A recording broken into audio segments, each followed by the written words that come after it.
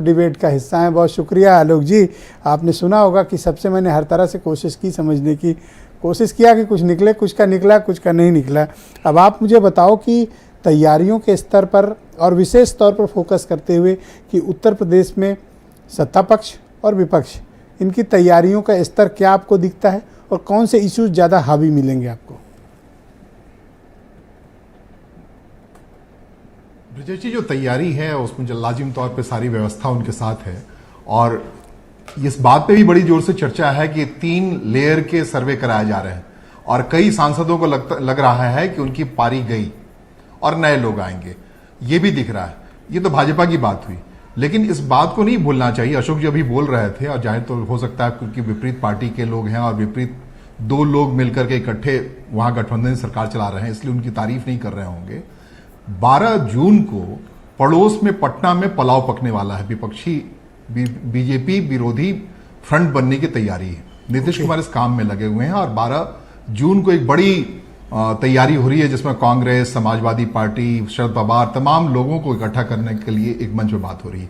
उसमें यह भी बात हो रही है कि नीतीश कुमार को फूलपुर के संसदीय सीट से उतारा जाए। फूलपुर मतलब प्रयागराज? पूरी व्यू रचना उत्तर प्रदेश को केंद्रित करके, हाँ, फूलपुर मतलब प्रयागराज, केशव प्रसाद मौर्य से जो सीट खाली करवाई गई थी और लगातार उसमें उलटफेर होता रहा है, उस सीट की बात कर रहा हूं।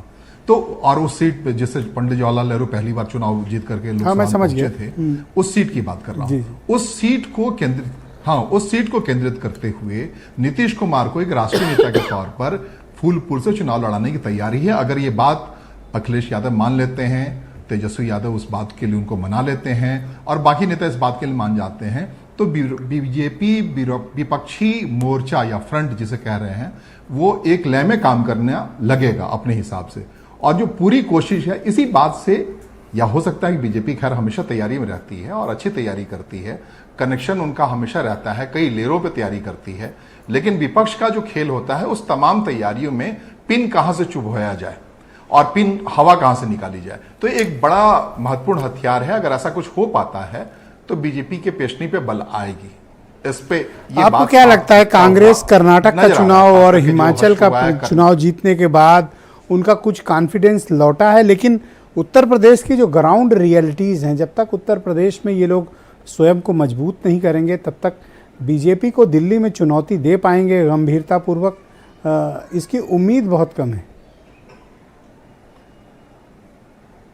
बिल्कुल सही कह रहे हैं आप। जो अखिलेश और कांग्रेस हैं एक ही पॉइंट पर खड़े हैं और कांग्रेस के लिए अखिलेश यादव क्यों जो अपनी जगह छोड़े या कोई स्थान क्यों छोड़े, ये यहां एक द्वंद्व है और बड़ा द्वंद्व है। यहां लड़ाई कांग्रेस की बीजेपी से कम और अखिलेश से ज्यादा बड़ी है और इस बात को क्या ये बीजेपी विरोधी फंड संभाल पाता है या समझा पाता है, या क्या दोनों को, कि दोनों एक ही वोट बैंक पे हिसाब से लड़ रहे हैं, तो उसमें समझौता होना ही एक जटिल काम है। वो हो जाता है, ये अपने आप में ऐसा हो पाना मुझे लगता है अभी असंभव सा है। लगातार कांग्रेस और समाजवादी पार्टी ही उस एक वोट पर आप अगर देखें अपोजिशन को, जो बीजेपी विरोधी, तो अपोजिशन जो बीजेपी से लड़ रहा है वो 3 हिस्सों में बटा हुआ है। एक जिसका नेतृत्व तो कांग्रेस कर रही है, लार्जेस्ट अपोजिशन देश की। दूसरा जिसका नेतृत्व तो नीतीश कुमार और उनका गठबंधन कर रहा है, और तीसरा मोर्चा बढ़ रहा है अरविंद केजरीवाल के नेतृत्व में। तो अगर 3 हिस्से मिलकर बीजेपी से लड़ेंगे तो जाहिर सी बात है कि बीजेपी की राह रोकना इनके बूते की बात नहीं होगी। सही कह रहे हैं ब्रजेश जी। जो सिनेरियो है उसमें कहा जा रहा है बार बार कि अरविंद केजरीवाल, ममता बनर्जी बीजेपी के बी टीम के तौर पे मैदान में उतरते हैं और विपक्ष का जो वोट है उसको विभाजित कर देते हैं।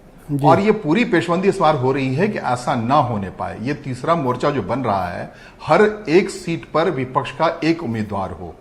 अगर ये बात हो जाती है तो बीजेपी के लिए मुश्किल आएगी और इसके लिए जाहिर तौर पर अरविंद केजरीवाल और ममता बनर्जी जैसे पार्टियों को समझना पड़ेगा कि कैसे वो एक लय में काम कर पाएगी। अखिलेश और कांग्रेस को समझना पड़ेगा कि वो कैसे एक लय में काम कर पाएगी, ठीक उसी ढंग से जैसे आरजेडी और जेडीयू ने बिहार में कर लिया है। जी शुक्रिया। तो ये काम होना बाकी है। जी वीरेंद्र सिंह जी हमारे स्टेट हेड इस कार्यक्रम